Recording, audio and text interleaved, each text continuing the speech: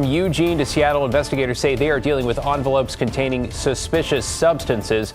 Catherine Cook is in the newsroom. Catherine, what are local officials telling you? Well, David, and Clark County elections officials say they have not received any threats or suspicious envelopes, and they're grateful for that. Even so, they're taking extra precautions, knowing they're still dealing with heightened risks after everything that happened today. On Wednesday, workers from elections offices across Washington were evacuated from their buildings. This after employees found suspicious letters in King, Pierce, Skagit, and Spokane counties the morning after Election Day. In Renton and Spokane, investigators say white powder found in envelopes contained trace amounts of fentanyl. No one was injured. But I can't say that I'm surprised, just because the day and age that we're in right now, we do see a lot of things like this. In Tacoma, a similar incident. Police say a worker found white powder in an envelope with a note that read, "End the election now." Investigators say that envelope contained baking soda.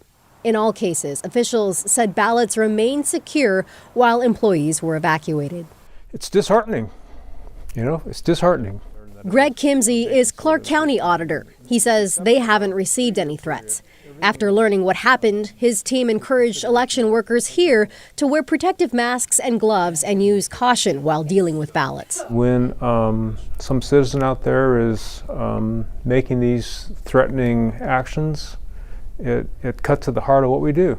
In Eugene, the Lane County Elections Office closed Wednesday because police say a suspect and possibly a threatening letter showed up to the building. Elections officials say they're also dealing with another problem: recruiting and keeping staff. This week, county clerks joined Reed College professors in Salem. They shared a study on county election staffing with lawmakers. One finding suggested elections workers are dealing with a toxic political environment. It noted many workers feel unsafe sharing what they do for a living and why that's causing them to leave.